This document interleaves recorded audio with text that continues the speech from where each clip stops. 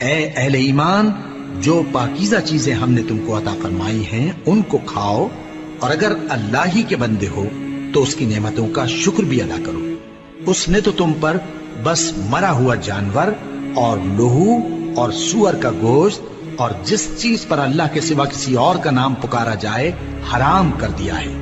ہاں، جو مجبور ہو جائے بشرطے کہ اللہ کی نافرمانی نہ کرے اور حد ضرورت سے باہر نہ نکل جائے، اس پر کچھ گناہ نہیں۔ بے شک اللہ بخشنے والا ہے، رحم کرنے والا ہے۔ جو لوگ اللہ کی کتاب سے ان آیتوں اور ہدایتوں کو جو اس نے نازل فرمائی ہیں چھپاتے اور ان کے بدلے تھوڑی سی قیمت یعنی دنیاوی منفعت حاصل کرتے ہیں، وہ اپنے پیٹوں میں محض آگ بھرتے ہیں۔